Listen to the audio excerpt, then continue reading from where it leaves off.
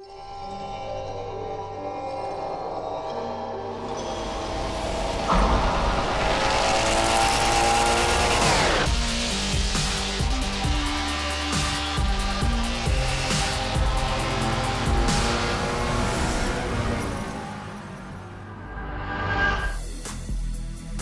Motorsport's always been a series about innovation. We always want to push the racing genre, so we've made huge improvements because we want to get people excited about cars in general.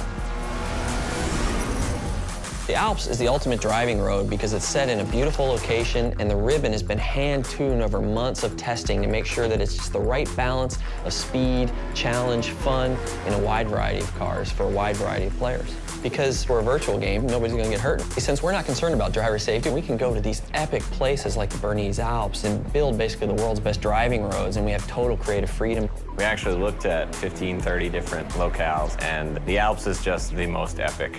The landscape is so surreal, it's crazy. I mean, these mountains are very different from any mountains you see anywhere else. I mean, it's just, with all the jagged peaks. We are on part one of a trip that will take us through Switzerland and Italy as the guys from Turn 10 gather source material and basically inspired by the entire trip. What we're gonna do is find the most amazing areas we possibly can and photograph them to no end. We took a really long elevator ride after a train ride and a long walk and another train ride. Took a while to get up here, but oh my God, it's worth it. Did you guys see the background and everything? Yeah.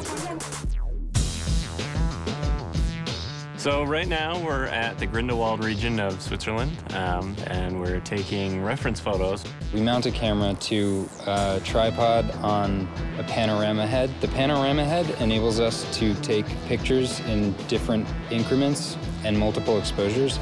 We stitch them all together and then we get an HDR. An HDR is high dynamic range image. Each frame that we do at a multiple exposure. So when you stitch it all together later, you can slide through all the different exposures. So you can go from a very dark scene with a little pinpoint where the sun is all the way up to a very exposed image.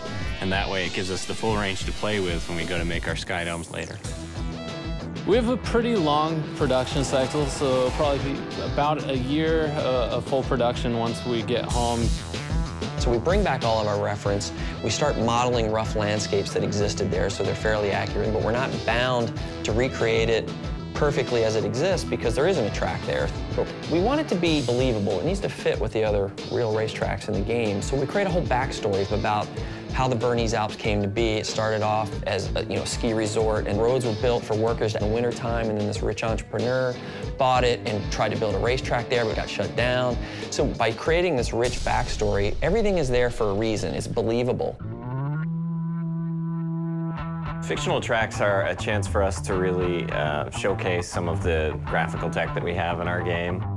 We've redone our lighting engine, and this track in particular, with its very bright snow and blooming, really shows off what our graphics engine can do. The television can only represent basically one order of magnitude of brightness, from 0 to 255, black to white, whereas the human eye in the real world can see, I think, 7 orders of magnitude of brightness, and in the real world there exists far beyond that. The sun is infinitely brighter than a white piece of paper, but on a television screen they look the same. Well, we found a way to basically reverse engineer that at full HD resolution on the Xbox 360. So what we do is we captured high dynamic range images of the world, and that gets baked back into the lighting and the reflections on the car, which means the sun is order of magnitudes brighter than a white piece of paper and is brighter than gray asphalt, which basically makes the cars look really grounded in the environment. We've traveled thousands of miles, we worked thousands of hours, and here it is, the Bernese Alps track in Forza 4.